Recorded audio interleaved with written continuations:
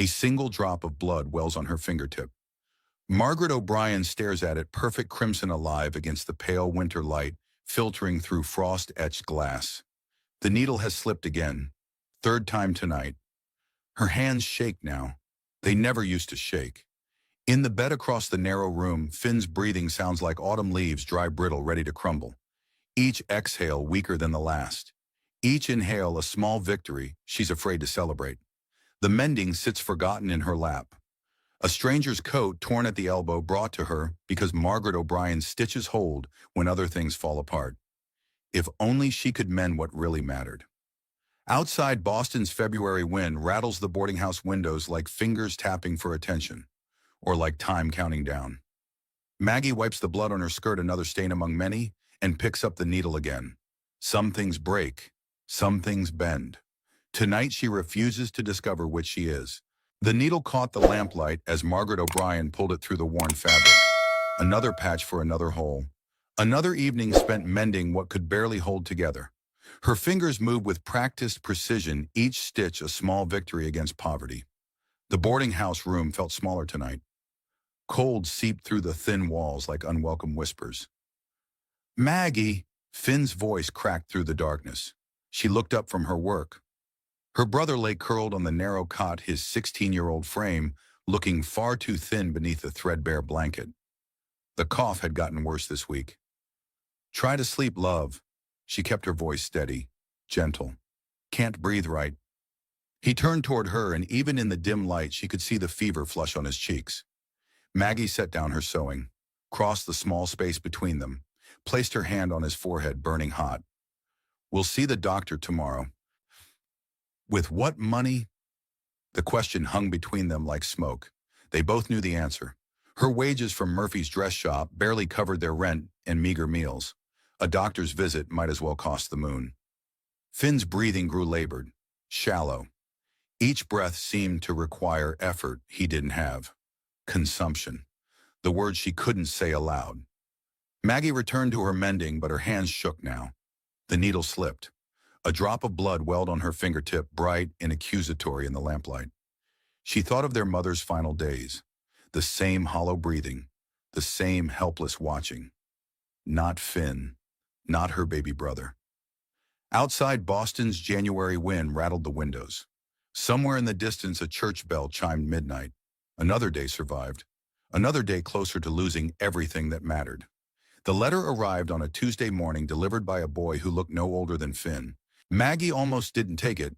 Mail meant bills they couldn't pay, or news they didn't want to hear. But her name was written across the envelope in careful script.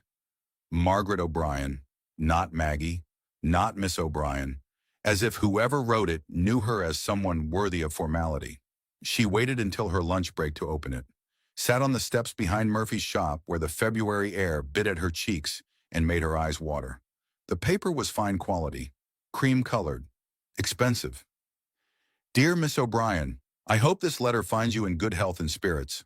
My name is Henry Blackwood, and I write to you from Bitter Valley, Montana Territory, where I operate a cattle ranch of considerable size and prosperity. Through mutual acquaintances in Boston, I have learned of your character and circumstances. I am a man of 35 years of sound mind and body, seeking a wife to share in building a life in this beautiful but challenging country." Maggie's hands trembled as she read. A marriage proposal from a stranger. She'd heard of such things, mail-order brides heading west for new lives, but she'd never imagined herself as one of them. "I can offer you security, comfort, and a home where you might pursue your talents in dressmaking. I understand you have a younger brother in your care. Be assured that Finn would be welcome as family. The enclosed bank draft should cover your travel expenses and provide for any immediate needs. If you find yourself willing to consider this proposal, please respond at your earliest convenience. With respect and anticipation, Henry Blackwood, Bitter Valley, Ranch, Montana Territory." The bank draft fluttered to the ground. Maggie stared at the amount written in precise numerals. More money than she'd seen in her entire life. Enough to save Finn. That evening she read the letter aloud to her brother. His eyes grew wide at the mention of the money, but he shook his head weakly. "You can't go, Maggie. What if he's not what he said? What if he is?" She folded the letter carefully. "What if this is our chance? I won't let you sell yourself for me, and I won't let you die for pride. The words came out sharper than she intended. Finn turned away, coughing into his pillow. When the fit passed, there were flecks of blood on the white cotton. Time was running out. Maggie wrote her reply that night by candlelight. Her penmanship, learned from the nuns at the orphanage, flowed across the paper in neat lines. Dear Mr. Blackwood, your letter has given me much to consider. While I am honored by your proposal, I must be honest about my circumstances and concerns. My brother Finn suffers from consumption and requires medical attention I cannot afford. If you truly mean your offer of sanctuary for both of us, I find myself willing to make this journey. However, I would ask for a brief courtship period upon my arrival, so we might know each other before entering into marriage. I am skilled in dressmaking and mending, and I am not afraid of hard work. I can cook simple meals and manage a household, though I have no experience with ranch life. If these conditions are acceptable, I will make arrangements for our travel. Respectfully yours, Margaret O'Brien. She sealed the letter before she could change her mind. The response came within 2 weeks, impossibly fast for mail traveling such a distance. Henry Blackwood wrote that her conditions were more than acceptable. He enclosed additional funds for warm clothing and advised her to bring only essential possessions, as everything else could be purchased in Helena. I eagerly await your arrival, he wrote. Spring comes slowly to Montana, but when it does, the valley blooms with possibility. Maggie quit her job at Murphy's, sold what little furniture they owned, bought train tickets and warm coats for the journey. The only thing she couldn't bear to leave behind was her mother's sewing kit. The small wooden box held needles of every size thread, in a dozen colors, and tiny silver scissors shaped like a crane in flight. Her mother's initials were carved into the lid, EMO, Ellen Mary O'Brien. For when you need to mend what's broken, her mother had whispered on her deathbed. Some things can't be fixed, love, but some things can be made even stronger. Maggie wrapped the sewing kit in her mother's wedding shawl and tucked it carefully into her traveling bag. Their last night in Boston, she and Finn sat by the window watching snow fall on the empty street below. He'd rallied a bit since she'd cashed the bank draft and bought proper medicine from the pharmacy. You sure about this, Maggie? I'm sure we're dying here. She touched his forehead, still warm but not burning. Out there, maybe we have a chance. What if he's cruel? Then we'll figure something out. She took his hand. We always do.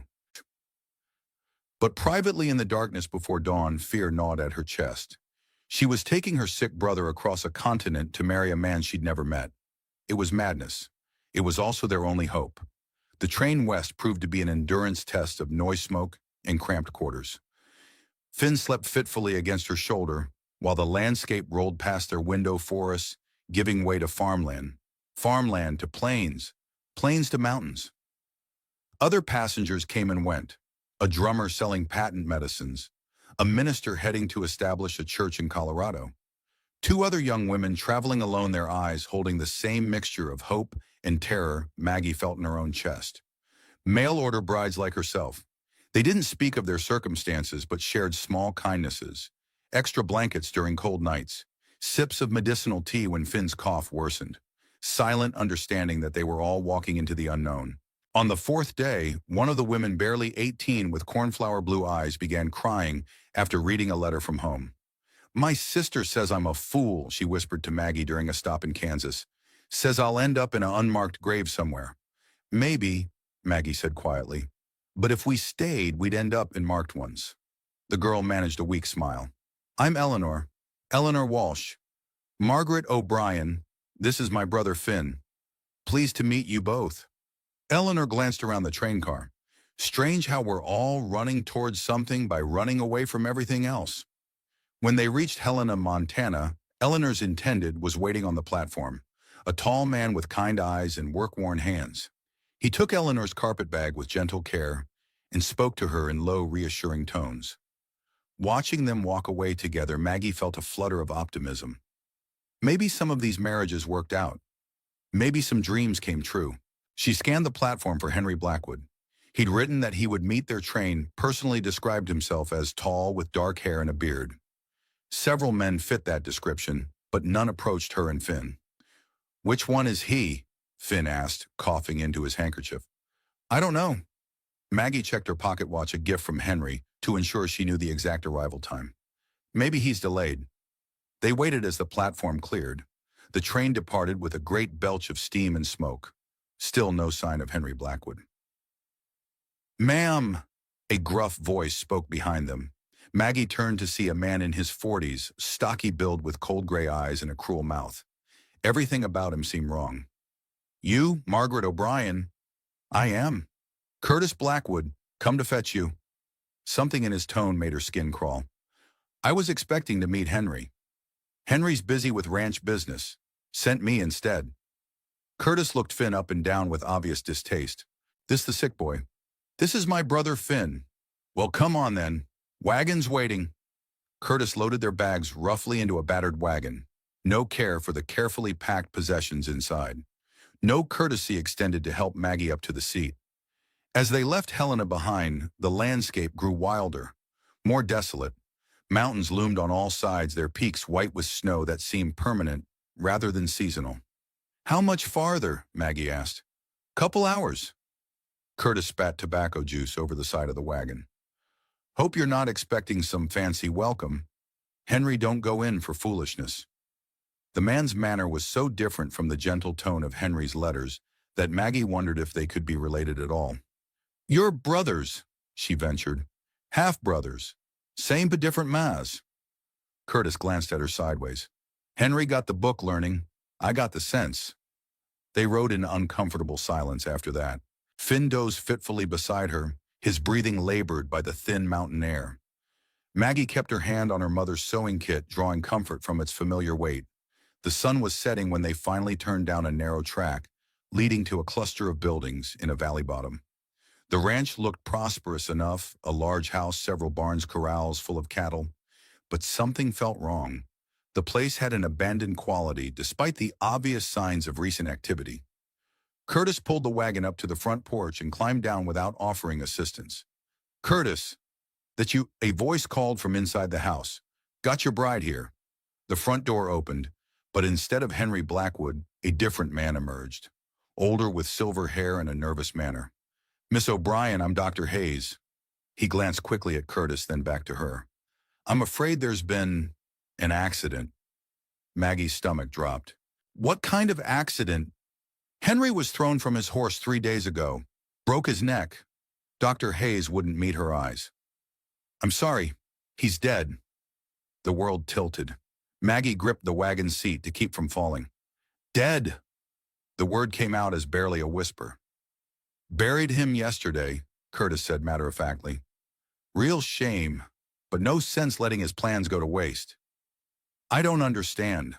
Curtis stepped closer to the wagon, close enough that she could smell whiskey on his breath. "Simple enough. You came here to be a bride. Henry's gone, but I'm still here. Ranch needs a woman's touch."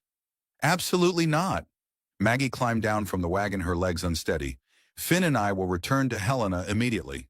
"With what money?" Curtis smiled, and it was not a pleasant expression. "Train tickets cost dear, and Henry ain't around to pay for them anymore." "I have the return funds he sent." "Had them. Spent them getting here." Curtis pulled a folded paper from his pocket. "See, Henry left some debts. Had to pay them off with whatever cash was laying around." Maggie snatched the paper from his hands. It was a bill of sale for 2 train tickets marked as payment for outstanding obligations.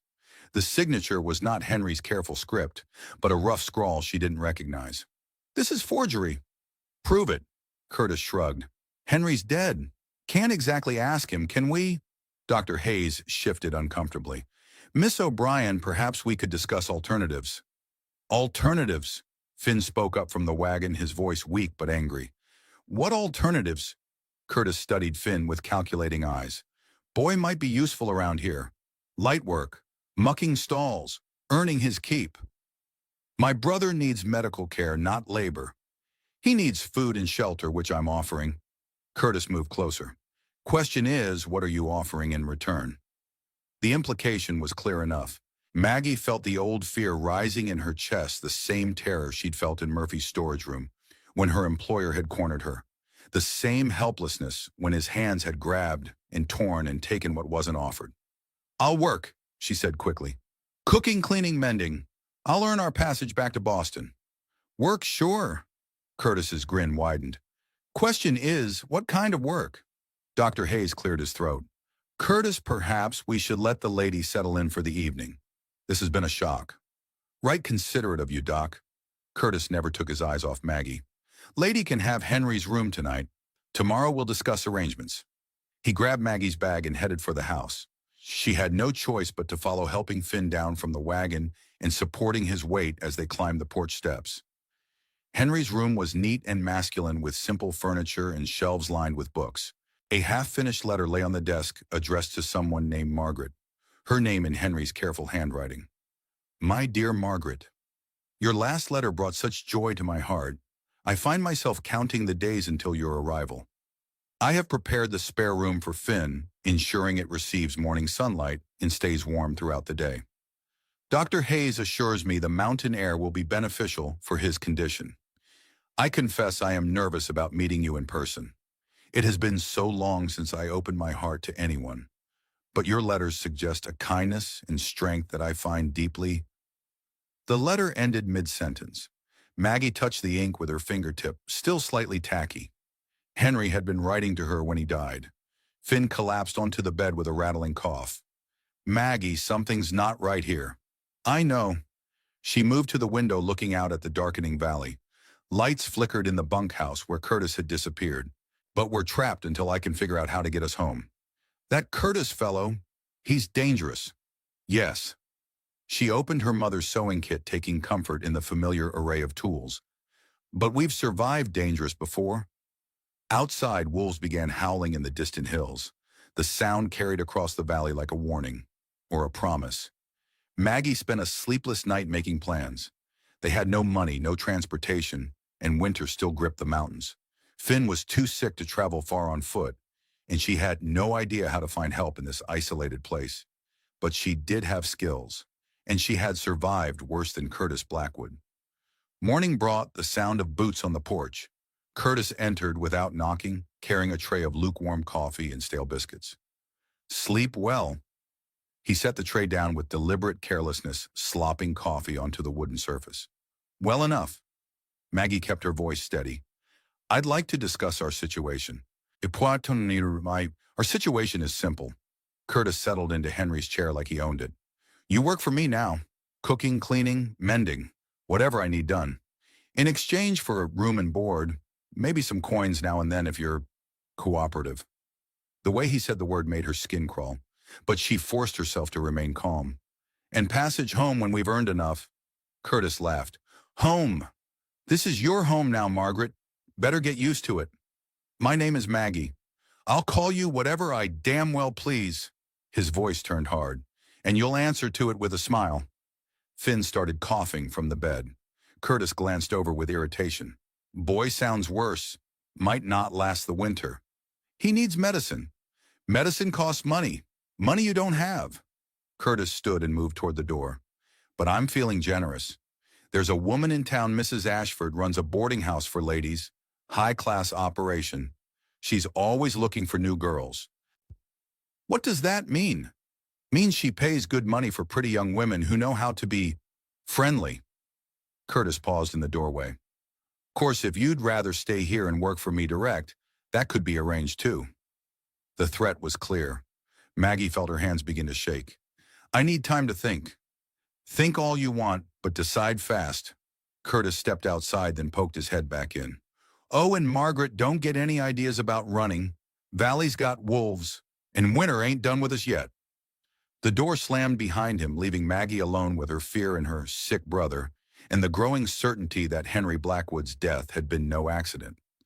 She spent the morning exploring the house while Curtis was out checking cattle. In Henry's desk, she found more unfinished letters to various women, all with different names, different circumstances. All painted the same picture of a prosperous rancher seeking a wife. But something was wrong with the handwriting. The early letters were written in one script, Henry's careful penmanship. The later ones showed a different hand trying to copy the style. Curtis's hand.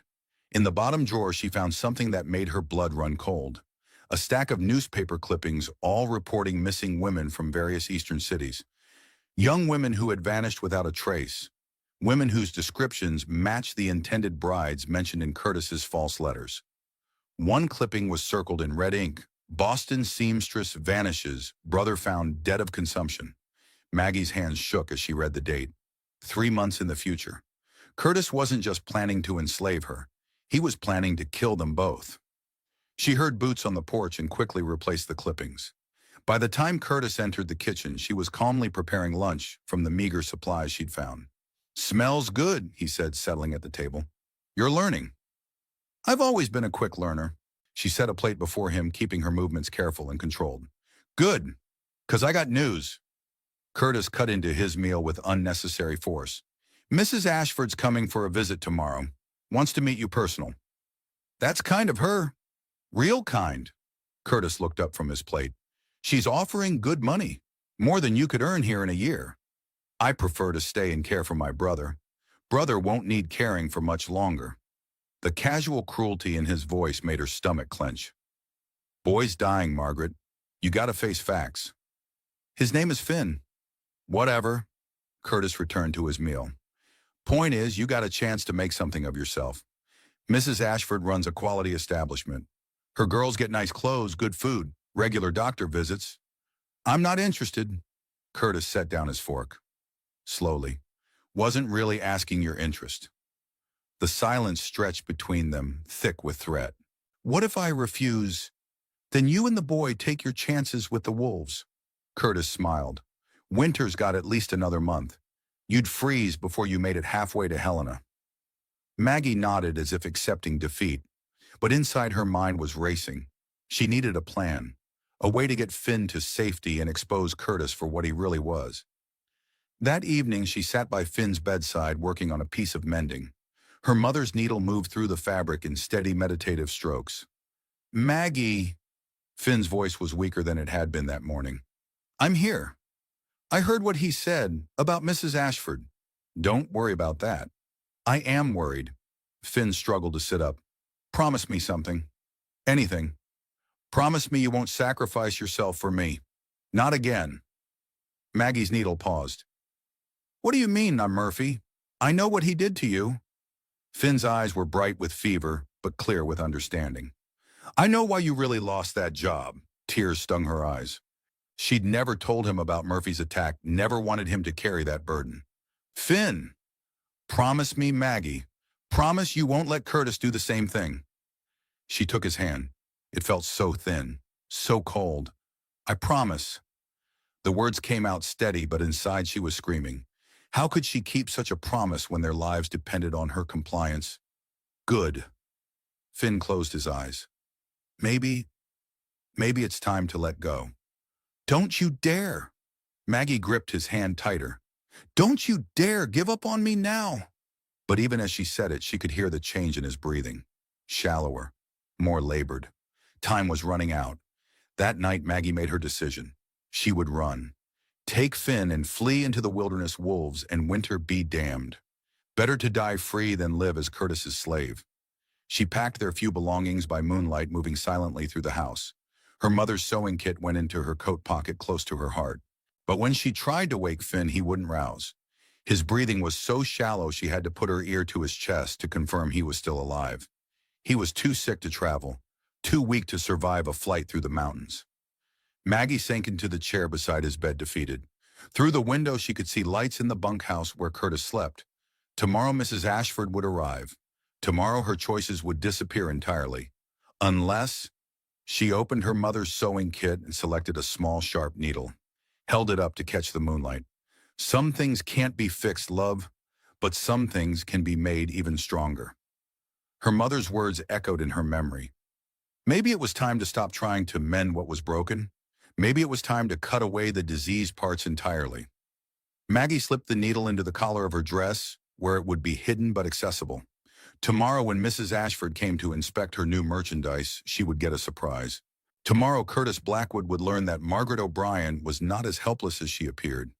Outside, the wolves howled again, closer this time, hunting. Dawn broke gray and bitter over Bitter Valley.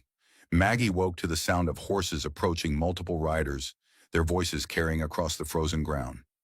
Mrs. Ashford had arrived early. Through the window, she watched an elegant black carriage pull up to the house flanked by two men on horseback. The woman who stepped down wore expensive furs and moved with the confidence of someone accustomed to getting what she wanted. Victoria Ashford was perhaps 50, with silver hair arranged in perfect coils and intelligent eyes that missed nothing.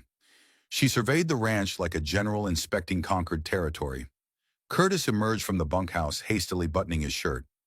Even from a distance, Maggie could see his deference as he approached Mrs. Ashford. "Finn!" Maggie shook her brother gently. "Wake up!" His eyes fluttered open, unfocused and glassy. The fever had worsened overnight. "How bad?" he whispered. "Bad enough." She helped him sit up, wrapping a blanket around his shoulders. "I need you to listen carefully. When they come in here, you're going to pretend to be unconscious. Can you do that? Why? Because I'm going to make them believe you're dying. Maybe if they think you're no threat, they'll focus on me and give us a chance." Finn gripped her hand with surprising strength. "What chance, Maggie? You can't fight all of them." "I don't have to fight all of them. Just long enough to get us out of here." Through the window, she watched Mrs. Ashford examining the house's exterior with a professional eye. Curtis gestured toward the building, clearly describing his merchandise. "They're coming," Maggie whispered. "Remember, unconscious." Finn closed his eyes and let his body go limp. His breathing, already labored, now sounded genuinely dying. Heavy footsteps climbed the porch. Curtis's voice grew louder as he approached the door. "A real beauty, Mrs. Ashford. Young Strong knows her place." "We shall see." Mrs. Ashford's voice was cultured with just a hint of some European accent.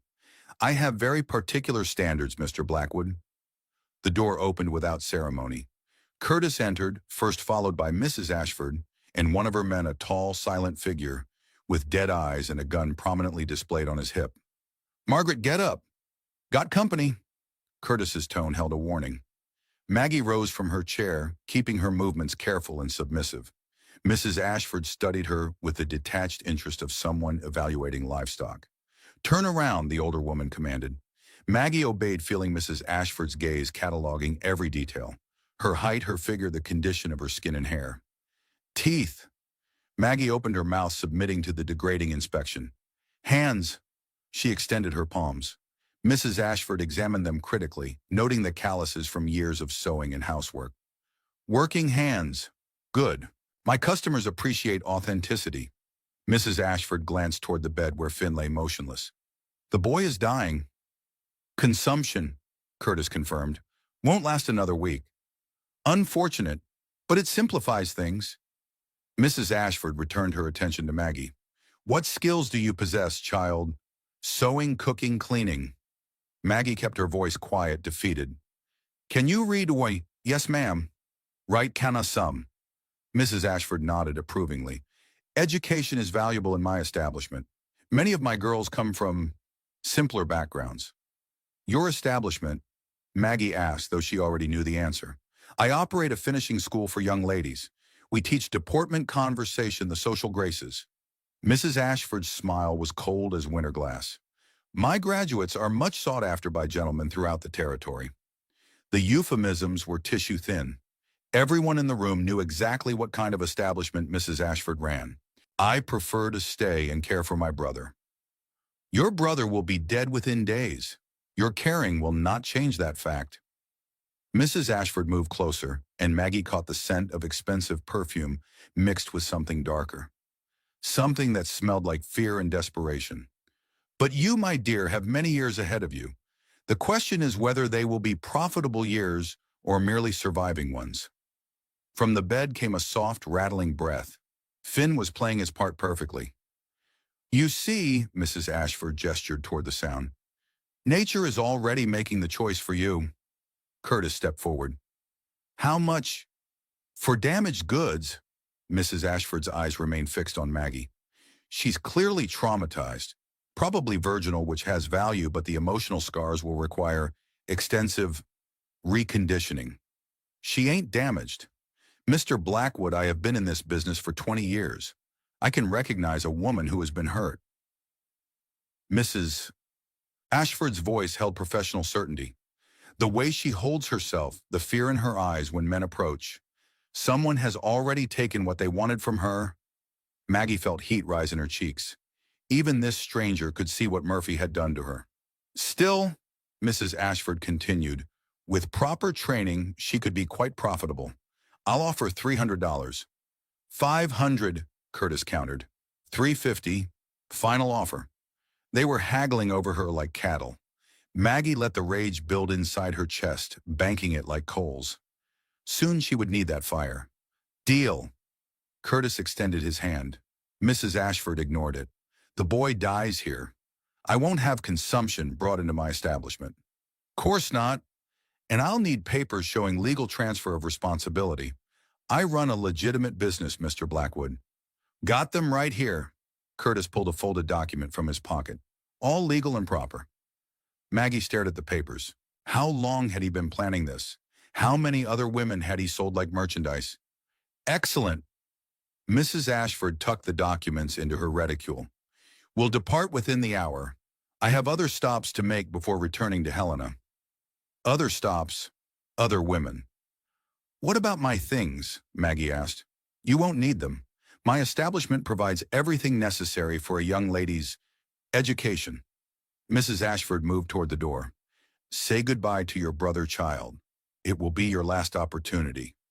The three of them left the room, their voices fading as they moved toward the kitchen to finalize the transaction. Maggie heard the clink of coins changing hands. She had minutes, maybe less. Finn! She shook his shoulder gently. His eyes opened immediately, alert despite the fever. How long were you awake? Long enough. His voice was barely audible. Maggie, you have to run. Not without you. Yes, without me. Finn struggled to sit up. I heard what she said about the other stops. You can't let them take those women. I can't leave you here to die. I'm dying anyway. The words came out matter-of-fact without self-pity. But you can still save the others. Maggie felt tears threaten. Finn. Promise me. His grip on her wrist was surprisingly strong. Promise me you'll warn them. Before she could answer, Curtis's voice boomed from the kitchen. Margaret, time to go. Promise me, Finn whispered urgently. I promise. The words tore at her throat. She kissed his forehead, tasting salt from tears she didn't remember shedding. Then she grabbed her mother's sewing kit and headed for the door. In the kitchen, Mrs. Ashford was counting coins while Curtis watched greedily. Neither paid attention as Maggie moved toward the back door. Where are you going? Curtis called out. Necessary, Maggie replied without turning around. She stepped onto the back porch and kept walking, past the outhouse, past the woodpile, toward the tree line that marked the beginning of the wilderness. Behind her, she heard Curtis curse and give chase. Margaret, get back here. She ran. The forest swallowed her like a hungry mouth. Pine branches tore at her dress and caught in her hair. Snow crunched under her feet each step, leaving a clear trail for Curtis to follow. She could hear him crashing through the underbrush behind her, cursing and shouting threats. You can't survive out there. Come back and I'll make it easy on you. Maggie pushed deeper into the woods. Her lungs burned in the thin air, and her legs already felt weak from poor food and stress. But fear drove her forward. A gunshot cracked through the forest. The bullet splintered bark inches from her head. Next one goes in your leg. Curtis's voice was closer now. Maggie changed direction, angling toward a steep slope she'd noticed from the house. If she could reach higher ground, maybe she could lose him in the rocky terrain. Another shot. This one went wide, but the sound spooked something large in the underbrush ahead. A deer bounded away through the trees, its white tail flashing. The slope was treacherous, covered with loose rocks and patches of ice. Maggie's feet slipped repeatedly, sending small avalanches of stone rattling down behind her. Curtis was still following, but his cursing had grown more labored. The climb was harder for his heavier frame. At the top of the ridge, Maggie paused to catch her breath. The valley spread below her like a frozen hell. The ranch buildings looked small and distant. Beyond them, she could see Mrs. Ashford's carriage still waiting in the yard. How long before they organized a proper search? How long before they brought dogs? A sound made her turn. Not Curtis, something else. Something that moved with fluid grace through the trees. Eyes watched her from the shadows. Yellow eyes, intelligent and alert. Wolf. Maggie froze, remembering every story she'd ever heard about wolf attacks. The creature stepped into a patch of sunlight, revealing its massive size and thick winter coat. But it didn't attack. Instead, it studied her with what almost seemed like curiosity. Easy, she whispered, though she wasn't sure if she was talking to the wolf or herself. The animal tilted its head, then looked past her toward the sound of Curtis still climbing the slope. When it looked back at Maggie, she could have sworn she saw understanding in its gaze. Then it melted back into the forest, as silently as it had appeared. Curtis reached the ridgetop moments later, red-faced and wheezing. "Gotcha now, you little—" He stopped when he saw the wolf tracks in the snow around Maggie's feet. "Jesus!" He raised his rifle, scanning the trees. "They're hunting in daylight now." Maggie used his distraction to put more distance between them, moving along the ridgeline toward an area where the trees grew thicker. "Margaret," Curtis called after her, "you want to be wolf food, fine by me, but Mrs. Ashford ain't leaving without what she paid for." A new sound drifted through the forest, voices calling her name, but not Curtis's voice. The search party had arrived. Maggie pushed deeper into the wilderness, following what might have been a game trail. The path wound between massive pine trees, their branches so thick they blocked most of the sky. She was completely lost now, no idea which direction led back to civilization or if there was any civilization to find. The temperature was dropping as the day wore on, and her light dress offered little protection against the mountain cold. But she was free. For however long it lasted, she was free. The trail led to a small clearing where a creek ran between banks of ice. Maggie knelt to drink, cupping the frigid water in her hands. It tasted clean and sharp, nothing like the stale well water at the ranch. When she looked up, a man was watching her from across the clearing. Not Curtis, not one of Mrs. Ashford's men. This was someone else entirely.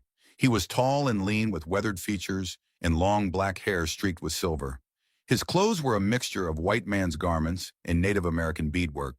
A rifle rested casually in his hands but not pointed at her. Most striking were his eyes. Dark and intelligent, they held the same alert wariness she'd seen in the wolf. "You're bleeding," he said quietly. Maggie looked down at her hands. Cuts from the pine branches had opened across her palms, leaving red drops in the snow. "It's nothing. In this cold, nothing can become something fast." He stepped closer, and she noticed he moved with the same fluid grace as the wolf. "You're the woman from Blackwood's place." It wasn't a question. "How do you know? Smoke signals travel fast in these mountains. News travels faster." He studied her torn dress and frightened expression. "Running from Curtis? Yes. Good, smart woman." He shouldered his rifle.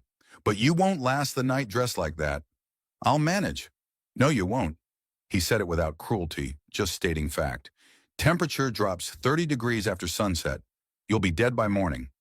In the distance, she could hear the search party getting closer. Dogs now, their baying echoing through the trees.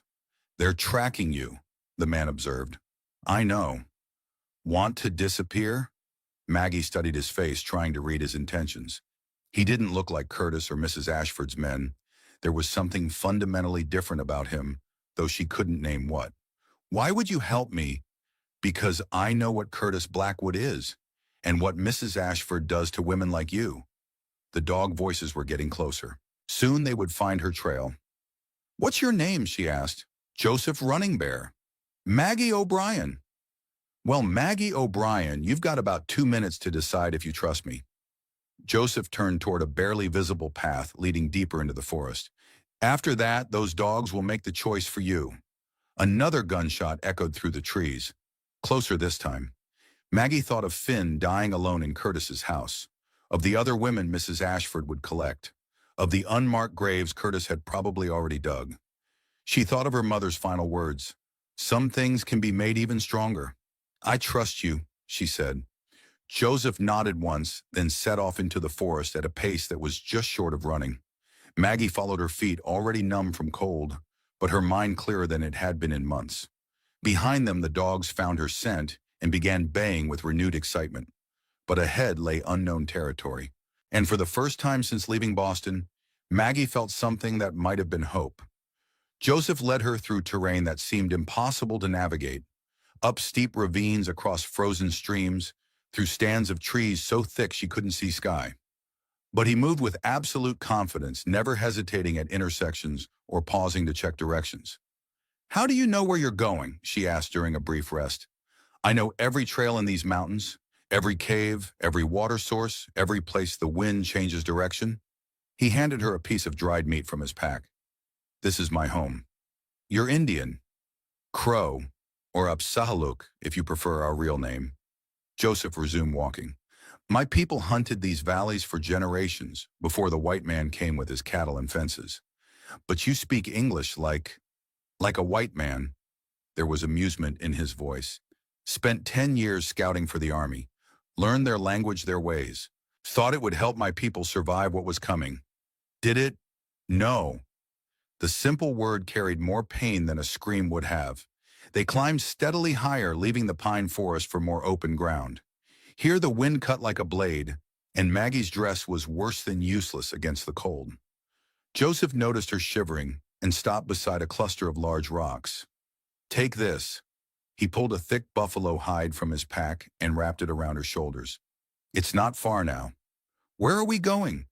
"Somewhere safe, somewhere Curtis will never find you." The hide smelled of wood smoke and wild herbs. It was warm and surprisingly soft, and for the first time since leaving the ranch, Maggie stopped shivering. "Why are you helping me?" she asked again. Joseph was quiet for a long moment, scanning the landscape below them. 10 years ago, I guided a cavalry unit to a Crow village. Was told they were hostile, planning to attack settlements. What I found was families. Women and children and old men." His voice grew distant. "The soldiers didn't care. Orders were orders." "What did you do?" "What I was paid to do. Showed them the way." Joseph's hands clenched into fists. 73 people died that day, including my sister and her children. Maggie felt the weight of his guilt heavy as the buffalo hide around her shoulders. "It wasn't your fault." "Wasn't it?" He looked at her directly. "I chose the Army's gold over my people's lives. Thought I was being practical, strategic." Joseph resumed walking. "Took me 8 years to realize that some betrayals can't be forgiven, even by yourself." They climbed in silence after that. The landscape grew more desolate, all stone and sparse vegetation. But it was beautiful too in a harsh way. The mountains stretched endlessly in all directions, their peaks white with snow that never melted. "There!" Joseph pointed to what looked like a solid rock face. Maggie stared at the cliff wall. "I don't see anything." "That's the point." He led her to what appeared to be a natural crack in the stone. But when they squeezed through the narrow opening, it opened into a hidden canyon. The place was like stepping into another world, protected from the wind by high walls, warmed by hot springs that sent steam rising into the cold air. Grass grew here and small trees. Game trails crisscrossed the valley floor. "How did you find this place?" "My grandfather showed it to me when I was a boy. Called it the place where wounded spirits come to heal." Joseph gestured toward a modest cabin built against the far wall of the canyon. "I've been living here since I left the army." Smoke rose from the cabin's chimney. Someone was home. "You're not alone." "No." Joseph's expression softened. "Sarah." A young woman emerged from the cabin. She was perhaps 19 with the same dark hair and intelligent eyes as Joseph. But her clothes were a mixture of traditional native dress and practical frontier garments. She spoke in what Maggie assumed was Crow, her voice carrying question and concern.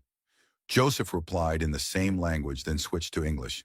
"Sarah, this is Maggie. She needs our help." Sarah studied Maggie with frank curiosity. "You're the mail-order bride." "Was.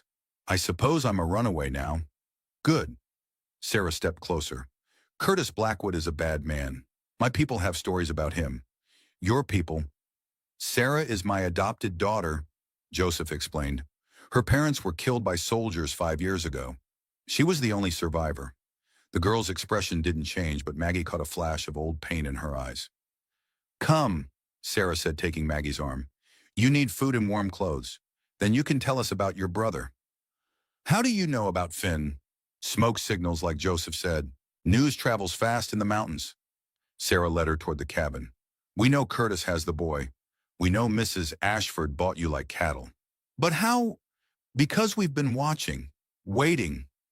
Sarah opened the cabin door, releasing a wave of warm air scented with herbs and cooking food. Waiting for someone brave enough to run. Inside the cabin was larger than it appeared from outside. One main room with a stone fireplace, a kitchen area with a pump for water, and what looked like a bedroom separated by a hanging blanket. But what caught Maggie's attention were the maps covering one wall. Detailed drawings of the surrounding territory, marked with trails, camps, and what looked like defensive positions. "You're planning something," she said. Joseph and Sarah exchanged glances. "Curtis Blackwood has been operating in this territory for 3 years," Joseph said. "At least 12 women have disappeared, maybe more. The authorities won't act because he has protection," Sarah added. "Sheriff Morrison takes his money. So does the territorial judge. But Mrs. Ashford is the real power behind the operation." Joseph pointed to a spot on the map marked with a red X. "She runs 3 finishing schools between here and Denver, brings in women from back east, breaks them down, sells them to whoever pays best." Maggie sank into a chair beside the fire. "How many? Hundreds? Maybe thousands." Sarah moved to the stove and ladled soup into a wooden bowl. "She's been at this for 20 years. And no one stops her." "Who's going to stop her?" Joseph's voice was bitter. "The women who disappear are poor desperate with no family to look for them. Perfect victims." Maggie tasted the soup rich with meat and vegetables, the best food she'd had in months. "What about the law?" "Mrs. Ashford owns the law. Judges, sheriffs, even some federal marshals." Sarah sat across from her. "She's very careful, very smart." "Then how can we fight her?" Joseph raised an eyebrow. "My brother is still at that ranch. And there are other women she's collecting." Maggie set down her spoon. "I won't run away and leave them to die." "You'll die too if you go back." "Maybe, but at least I'll die trying to do something right." Maggie looked around the warm cabin, then back at Joseph. "You understand that, don't you? You've been living with guilt for 8 years. I won't live with mine for 80. Sarah smiled for the first time since Maggie had arrived. "She has courage," the girl said to Joseph in English. "Courage gets people killed. So does cowardice." Maggie stood up, pulling the buffalo hide tighter around her shoulders. "Those women Mrs. Ashford is collecting, they're somebody's sisters, daughters, mothers. They don't deserve what's happening to them. And your brother, Finn, made me promise to warn the others. He's dying anyway, but maybe his death can mean something if we save the rest." Joseph stared into the fire for a long moment. When he looked back at Maggie, something had changed in his expression. "There's something you need to know about your brother." "What?" Sarah moved to a wooden chest in the corner and pulled out a folded piece of paper. "This came yesterday. Carrier pigeon from one of our contacts in Helena." Maggie unfolded the message written in careful block letters. "Finn O'Brien alive. Recovered from consumption. Traveling west to find sister. Last seen Bitter Valley." The words blurred as tears filled her eyes. "He's alive. More than alive. He's here. Looking for you." Joseph moved to the window and pointed toward the canyon entrance. "And if I'm reading the signs right, Curtis has him." In the distance, barely visible against the rock walls, smoke was rising. The thin, steady column that meant a campfire. "They found the canyon," Sarah said grimly. Joseph was already reaching for his rifle. "How many men does Curtis have?" "I saw 6 plus Mrs. Ashford and her driver." Maggie stood up, her mind racing. "But if they have Finn, then they have leverage." Joseph checked his ammunition. "Question is, what do we do about it?" Maggie looked around the cabin one more time, at the maps showing Curtis's operation, at the weapons hanging on the walls, at the 2 people who had risked everything to help a stranger. She thought of her mother's sewing kit still tucked in her pocket, of needles that could mend or pierce, of threads that could bind or cut. "We end this," she said. "All of it." Outside, the smoke from Curtis's camp grew thicker. Night was falling, and with it would come the final confrontation.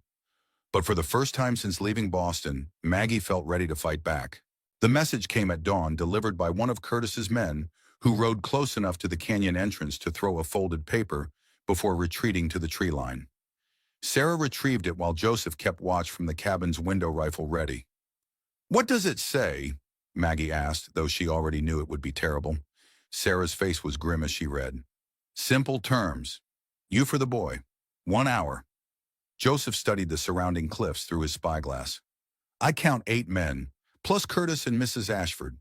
They have the high ground, Sarah observed, and they know we can't leave the canyon without being seen. Maggie moved to the window looking toward the smoke that marked Curtis's position. Somewhere up there Finn was waiting, alive, but for how long? There has to be another way out of here. There is. Joseph lowered his spyglass. But it's dangerous. Rock climbing up the back wall, then a 2-mile crawl through caves that might collapse. Show me. Maggie, even if you could make that climb, what then? You walk into Curtis's camp and surrender. I walk into his camp and end this. She pulled her mother's sewing kit from her pocket. But not alone. For the next hour they planned. Joseph drew maps in the dirt floor showing sight lines and escape routes. Sarah prepared supplies, dried food, warm clothes, ammunition. Maggie studied every detail, memorizing distances and landmarks. The plan was simple and desperate. Joseph would create a distraction at the canyon's main entrance, while Maggie climbed the back wall to reach Curtis's camp. Sarah would remain hidden, ready to guide Finn to safety if the rescue succeeded. And if it doesn't succeed, Sarah asked quietly, then you two disappear into the mountains, Maggie replied. And maybe someday someone else will finish what we started. Joseph handed her a small pistol. Do you know how to use this? Point and pull the trigger. That's the idea. He showed her how to check if it was loaded, how to cock the hammer. But remember, guns are loud. They bring attention. Sometimes a quiet approach works better. Maggie thought of the sharp needles in her sewing kit, her mother's tools designed for mending. Today they might serve a different purpose. I understand. The climb up the canyon's back wall proved even more treacherous than Joseph had warned. The rock was loose and frost-covered, offering few reliable handholds. Twice Maggie slipped, catching herself only by digging her fingers into narrow cracks until her knuckles bled. But she climbed, driven by desperation and the knowledge that Finn was somewhere above depending on her. After what felt like hours but was probably only minutes, she reached the rim. Belly crawling through sparse brush, she worked her way toward the smoke of Curtis's campfire. Below she could hear Joseph beginning his distraction. Gunshots echoed through the canyon as he fired at shadows, making it seem like a larger force was preparing to attack. Curtis's men responded predictably, moving toward the sound and leaving fewer guards at the main camp. Maggie crept closer, using every bit of cover the rocky terrain provided. Through gaps in the stone, she could see the camp now. Curtis stood beside a small fire, arguing with Mrs. Ashford in heated whispers. Dr. Hayes sat on a fallen log nearby, looking miserable and terrified. And there, tied to a tree at the edge of the camp, was Finn. Her brother looked thinner than when she'd left him, but alive, alert. His eyes moved constantly, studying the guards and their weapons. 3 men remained in camp, 2 near the fire with Curtis, 1 positioned where he could watch both Finn and the approaches to the camp. Maggie studied the layout, looking for weaknesses. The guard near Finn was nervous, constantly glancing toward the gunfire echoing from the canyon. If she could reach him quietly? She began to circle the camp, moving with painful slowness across the exposed ground. Every step had to be perfect, every placement of hand or foot silent. The guard was young, probably not much older than Finn. He held his rifle like he wasn't entirely sure what to do with it. When Maggie was close enough to touch him, she drew one of her mother's larger needles from the sewing kit, sharp enough to pierce heavy fabric, sharp enough to pierce skin. She rose behind him like a shadow. Don't move, she whispered, pressing the needle point against his neck. Don't speak. The young man froze. Drop the rifle, quietly. He obeyed, letting the weapon fall softly to the pine needles. Now walk away toward the trees. Don't look back. Ma'am, I can't. You can, unless you want to find out how deep this needle goes. Maggie kept her voice steady despite her hammering heart. Walk. Nyum. The guard stumbled away into the forest, probably planning to circle back and raise the alarm, but it bought her precious minutes. Maggie, Finn's voice was barely audible. I'm here. She moved to his side, pulling out her mother's small scissors to cut his bonds.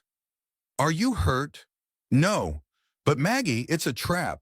Curtis knows you'll come. I know. The ropes fell away from his wrists. Can you walk? I think so. Then we need to move. Now. But as they stood, Curtis's voice rang out across the camp.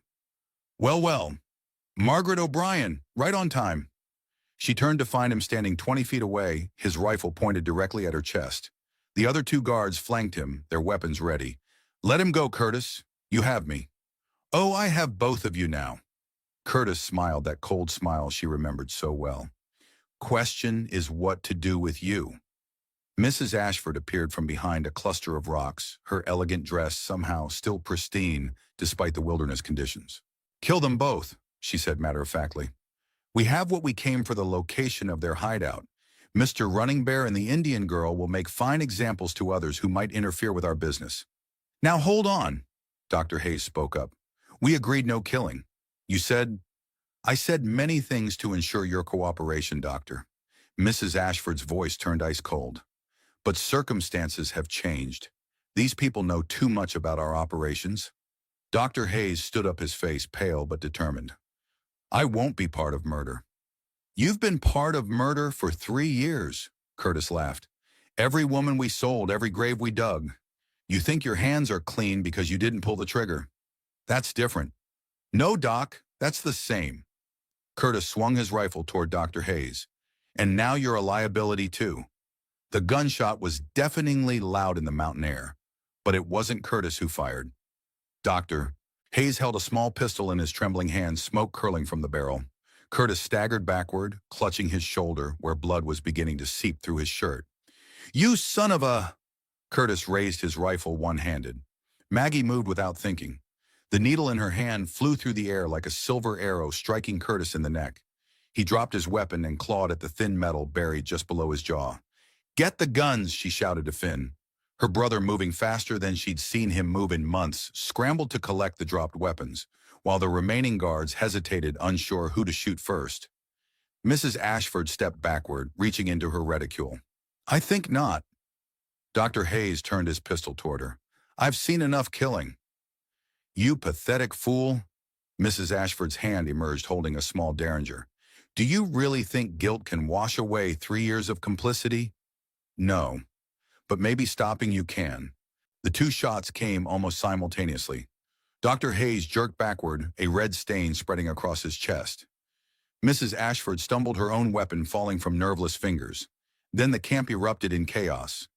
Joseph arrived like a force of nature, his rifle blazing as he charged into the clearing. The remaining guards, caught between him and the stolen weapons in Finn's hands, threw down their arms and fled into the forest. Curtis, still pulling at the needle in his neck, tried to reach for a fallen pistol. Joseph's boot connected with his ribs, sending him sprawling. "Stay down," Joseph commanded. Mrs. Ashford lay motionless near the fire, Dr. Hayes's final shot having found its mark. The doctor himself sat slumped against a tree, breathing shallowly but alive. "Doc!" Maggie knelt beside him. "My daughter," he whispered. "In my coat pocket. Letter." Maggie found the envelope addressed to someone named Rebecca Hayes in Denver. Tell her I remembered how to be a doctor." At the end, Dr. Hayes closed his eyes and was still. Sarah appeared at the edge of the camp, leading several horses she'd somehow captured from Curtis's men. "We need to leave," she said urgently. "Gunfire carries. Others will come." Joseph zip-tied Curtis's hands with strips of leather. The needle was still embedded in his neck, but the wound wasn't fatal, unfortunately. "What do we do with him?" Finn asked. "Turn him over to the federal marshals in Helena," Joseph replied, "along with all the evidence we can gather." "Will they listen?"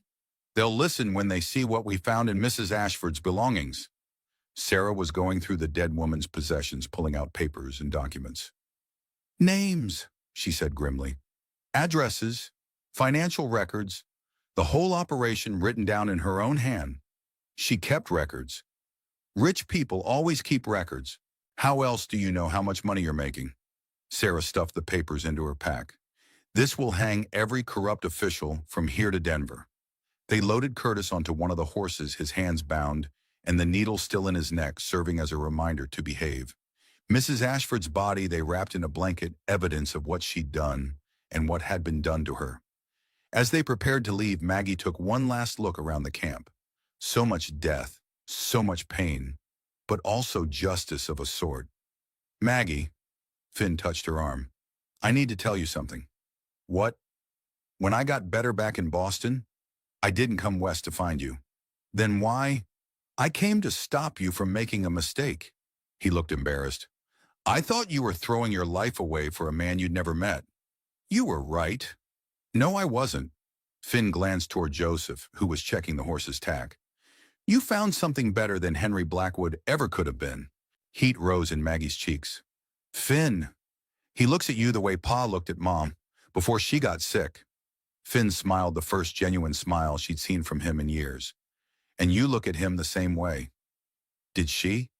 Maggie wasn't sure what she felt for Joseph Running Bear. Gratitude, certainly. Trust, which was something she'd thought she'd never feel for a man again. But more than that, it's complicated. Life's complicated. Love doesn't have to be. They rode toward Helena through country that was gradually awakening from winter's grip. Snow still covered the high peaks, but in the valleys the first green shoots were pushing through the frozen ground. Curtis rode in sullen silence, the needle in his neck, a constant reminder of his defeat. Occasionally he would glare at Maggie with pure hatred, but mostly he seemed lost in his own thoughts. On the second day they were joined by a federal marshal and 2 deputies who had been investigating reports of missing women in the territory. Marshal Williams was a grizzled veteran who took one look at Mrs. Ashford's documents and whistled low. This is bigger than we thought, he said to Joseph. How many women you figure they killed? Dozens at minimum, maybe more. And the corruption, Sarah handed him another stack of papers. Every payoff, every bribe, every official who looked the other way, all documented. She was thorough, I'll give her that. Marshal Williams folded the papers carefully. This should be enough to clean house from here to the territorial capital. They reached Helena on a warm afternoon when the streets were busy with merchants and travelers. Word of their arrival had somehow preceded them, and a crowd gathered to watch Curtis Blackwood led to jail in chains. Among the watchers, Maggie noticed several young women who looked familiar. Other mail-order brides, perhaps, who had heard about Mrs. Ashford's operation and were wondering about their own safety. It's over, Joseph said quietly as they watched Curtis disappear into the jailhouse.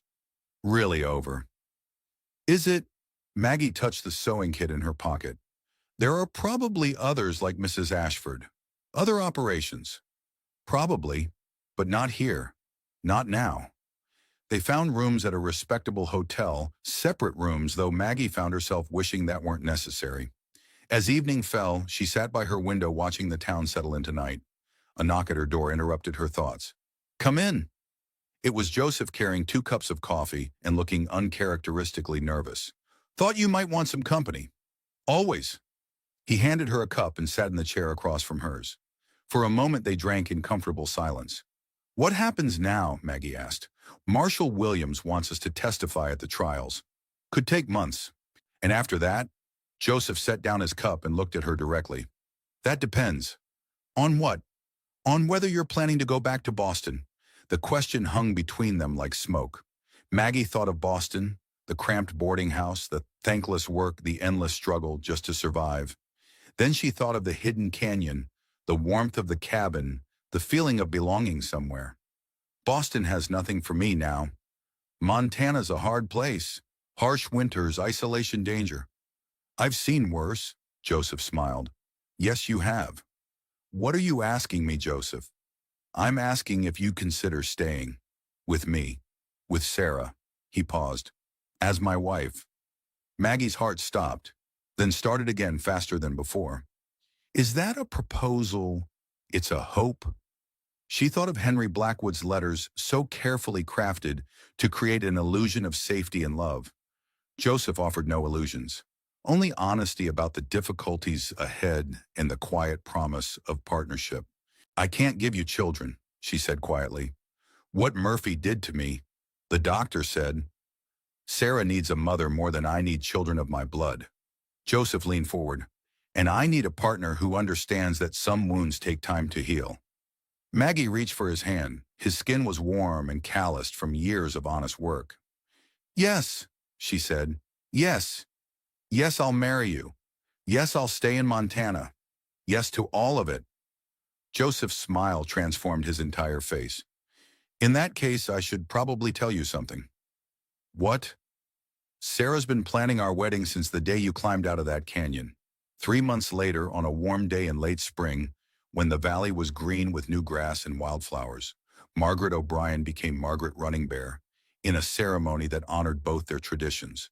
Father Miguel, a traveling priest from Mexico, performed the Christian service in the little church Helena had built for its growing population. Then in the hidden canyon where they'd first found sanctuary, Sarah and the few remaining Crow elders conducted the traditional ceremony that bound them according to the old ways. Finn, fully recovered and working as a deputy marshal, gave the bride away twice. "I still can't believe you're actually married," he said as they danced around the fire that night. "Why not?" "Because 6 months ago, you jumped every time a man came near you. Now look at you." Maggie looked. Joseph was playing a wooden flute while Sarah and several other young people danced. His music was haunting and beautiful, like everything else about this wild country. "People heal," she said, "if they're given the chance. And love helps." Later, when the guests had departed and the fire had burned low, Maggie and Joseph sat beside the hot springs that warmed the canyon. Sarah had tactfully disappeared into the cabin, leaving them alone under a sky brilliant with stars. "No regrets?" Joseph asked. "None." Maggie leaned against his shoulder. "Well, maybe one." "What? I wish my mother could have met you." "Tell me about her." So Maggie did. About Ellen O'Brien's strength and kindness, her skill with needle and thread, her faith that broken things could be mended if you were patient enough. "She sounds like a woman who would understand what we're trying to build here," Joseph said when she finished. "What are we building? A family, a home, a place where wounded spirits can heal." Maggie thought of the sewing business she planned to start, serving both the white settlers and the native communities. Of the children she and Joseph would raise, not just Sarah, but others who needed sanctuary. Of the threads that would bind them all together into something stronger than what they'd been apart. She would have liked that, she said. Above them, an owl called from the canyon walls. Somewhere in the distance, wolves sang to the moon. But here beside the warm springs, with Joseph's arm around her, and their future spreading before them like an unmapped territory, Maggie felt nothing but peace. The needle that had once been her weapon now rested in its proper place, ready to mend whatever needed mending. And there would always be something that needed mending. But that was all right. She had steady hands, a patient heart, and all the time in the world. 6 months later, Maggie opened her shop in Helena. Threads of Two Worlds specialized in garments that blended white and native designs, creating something entirely new from the marriage of different traditions. Finn helped with the business side, having discovered a talent for numbers and organization. Sarah worked as translator and cultural consultant, helping white customers understand the meaning behind the patterns they commissioned. And Joseph did what he did best, protected the people he loved, and helped lost souls find their way home. On the shop's opening night, Maggie lit a candle and placed it in the window. A simple gesture, but one that carried deep meaning. It was a light for travelers, a beacon for those who had lost their way, a promise that sanctuary existed if you were brave enough to seek it, and sometimes, if you were very fortunate, you might find love there too. Outside, snow began to fall, the first of the season. But inside, surrounded by the warmth of family and community and purpose, Maggie felt only gratitude. She had come west as a desperate woman with nothing to lose. She had found everything worth living for. The needle caught the lamplight as she worked, just as it had that first night in Boston. But now, instead of patching holes, she was creating something beautiful, something that had never existed before. Thread by thread, stitch by stitch, day by day, a life worth living. Years later, when the shop has become a landmark and the children have grown tall, Maggie will find herself pausing sometimes in the middle of ordinary moments. Folding laundry, watching Joseph chop wood, listening to Sarah teach the young ones to bead. The pause always comes with the same thought: somewhere in Boston, there's still a boarding house room with bloodstains on the floor. Somewhere Murphy still walks free streets.